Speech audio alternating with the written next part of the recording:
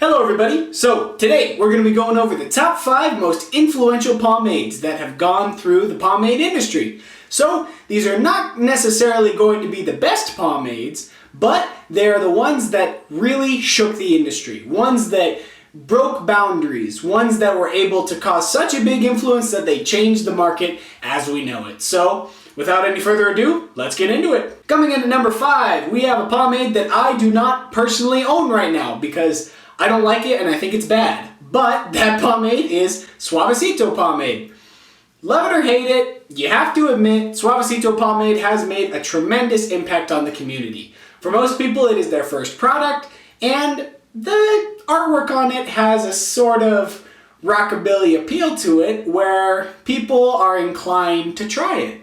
And with the catchy kind of scent on it, it is somewhat attractive to a new pomade user. So there's no doubting that Suavecito pomade has made a tremendous impact on the pomade community. For most people it's their first pomade because it's available at every barbershop in America. Well, most of them. And because it is the first pomade many people use, I call it very influential for changing a lot about how people use pomade, and that so many people get interested in pomade starting from Suavecito.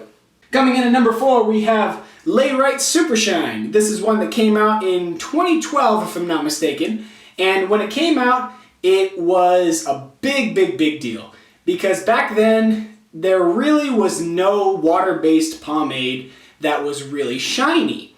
Most of them that were water-based, you put them in your hair and then your hair just looks matte or plastic or fake, and it didn't really have a real shiny sense to it. But Lay Right Super Shine was the first product that was able to make a really shiny water-based pomade. Something that the people in the industry said was impossible, something that couldn't happen. And it was sort of the first pomade that sparked up this interest in making more lucrative water-based pomades. So once again with Lay Right, love it or hate it, you can't deny that Lay Right Super Shine definitely made an impact on the industry. Coming in at number 3, we have Pomps Not Dead OG. This is a pomade that really set a standard for medium holding pomades. I have a great appreciation for the Pomps Not Dead pomades and for Pomps Not Dead OG specifically because it did a great job at setting a control for medium holding pomades. When this pomade came out, there was a standard that was set for a medium hold. Before this pomade came out, at least from what I remember, that there could only be super mega heavy holds and really greasy pomades. There was no middle ground. And this pomade was the first one that I feel that really truly set the standard for a very nice medium holding pomade. So Pomps Not Dead OG made a great impact on the market. Coming in at number 2 is the almighty Lockhart's Goon Grease. This product is one that, once again, it broke the rules. Everybody said it is impossible to make a pomade that is heavy hold with high shine. But Steve Lockhart took that challenge, and this pomade has become a staple of pomade. It has become such a classic, and I remember when it came out, it shook the entire industry because people thought that what happened is that the impossible was made possible, that something that they thought never could happen actually happened, and it's pretty sweet. I love Lockhart's Goon Grease, and this one really shook the industry. Making a high hold pomade with high shine was something that was impossible, but the impossible was made possible. Now, before we get to number 1, I wanted to bring up some honorable mentions, pomades that I feel have made an impact on the industry, but I don't know if I put them in the top 5, and those honorable mentions are as follows. We have the Nostalgic Grooming line of pomades, not any specific one, but all of them, just for how good they are, and that a lot of people have been inspired to make their own products based off of the success and the quality of these products. Next honorable mention is the Iron Society. And that is because, from what I can remember, this was the first homebrewed pomade that got a lot of attention on YouTube. So whenever I think of the early days of pomade usage on YouTube and homebrewed products that were being promoted on YouTube and ones that people said you gotta try out, I think of the Iron Society. So it definitely made an impact on the YouTube pomade community. Another honorable mention is The One Who Knocks by Zachary West and Sheer Revival. And that is because this pomade was the beginning of the whole Sheer Revival legacy. And Sheer Revival has come with many products that have shocked the industry with their quality and their mass appeal to all the people. And this one was the one who started it off. So this encompasses Crystal Lake, Elm Street, Music or Misery, all the Sheer Revival pomades. Coming up next in our honorable mentions is another pomade that I don't currently own, but I think it is definitely worth noting, which is the Teddy Boy pomades from the Anchors line. And that is because these products, they were the first one to make a product that was water-based, and it didn't harden up, and it washed out really easily, and it was very, very creative for its time and broke a lot of boundaries.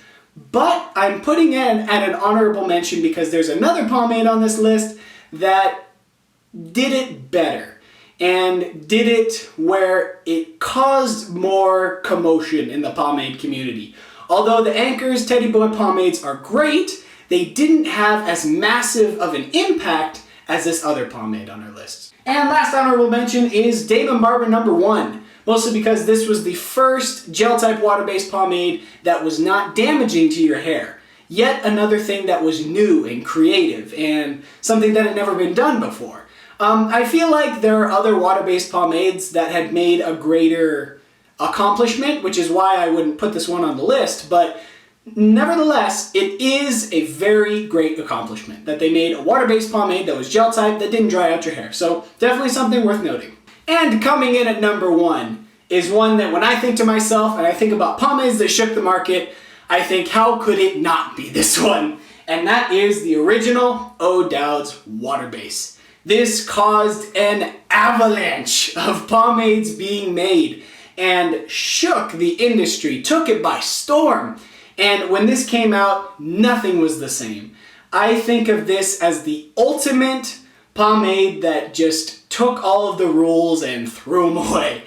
Because people said it is impossible to make a water-based pomade from home. And it's impossible to make one, let alone one, that's fully vegan and all natural. This one took all the rules and threw them out the window. And now, because of this product, thousands of people are making and receiving new homemade water bases from their house. This one is the pomade that sparked up water-based pomades from home and changed everything. So thank you everybody for watching this top 5 list. This is the first time I'm trying one of these top 5s, and if you want me to do more, let me know. I'd be willing to let you know my opinion. I've been doing this for way too long, so I know way too much about pomade, because it may be kind of sad to think that I remember when all of these pomades came out, and that was years ago. Probably before most of you even started using pomade. So anyway, I think it's super fun, and thank you very much for watching. So I guess I'll see you guys next time.